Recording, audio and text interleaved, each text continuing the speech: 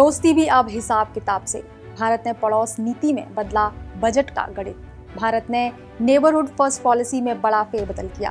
पड़ोसी देशों को मदद देने के मामले में भारत ने बड़ा और साफ संदेश दिया है।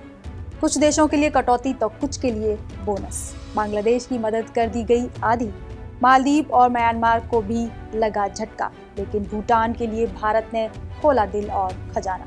नमस्कार, आप देख रहे हैं पंजाब केसरी टीवी। मैं हूं रंजना। दरअसल 1 फरवरी को केंद्रीय वित्त मंत्री निर्मला सीतारमण ने संसद में केंद्रीय बजट 2026 पेश किया।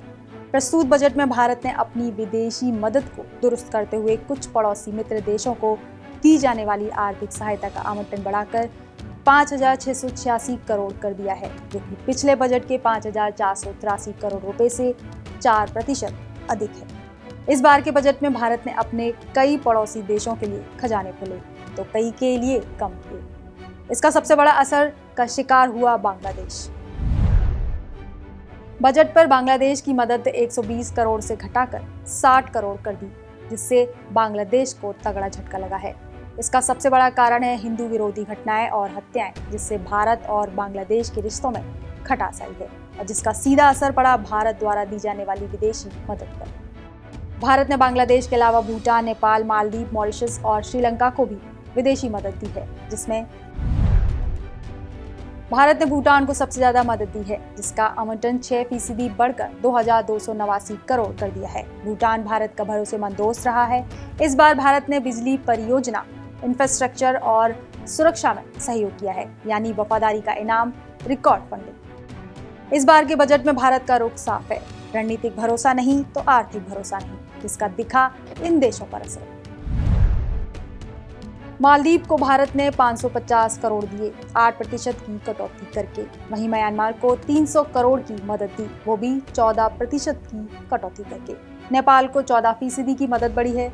नेपाल को भारत 800 करोड़ की मदद देगा। वहीं श्रीलंका की मदद 1/3 बढ़ाकर 400 करोड़ हो गई है और अफगानिस्तान की मदद 150 करोड़ ही बनी रही।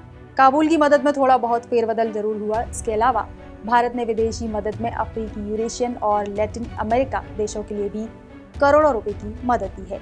तो वहीं चाबहार पोर्ट को मदद से बाहर कर दिया है, जिसकी वजह रही अमेरिका द्वारा लगाए गए प्रतिबंध। अमेरिका ने 25% टैक्स लगाकर ईरान के साथ कारोबार पर रोक लगा दी। हालांकि इस प्रोजेक्ट पर 100 करोड़ रुपए देता था, अब दूसरे विकल्पों की तरफ रुख कर रहा है। बता दें कि भारत ने जहां अन्य देशों को विदेशी मदद दी है, तो वहीं भारत ने विदेश मंत्रालय पर भी होने वाले खर्च को भी ध्यान में रखा है, जिसका कुल बजट 22,118 करोड़ है। इसमें भारत सचिवालय, विदेशों में बने दूतावास और मिशन, पासपोर्ट और इमिग्रेशन से जुड़े कामों पर कुल 9,500 करोड़ खर्च करेगा।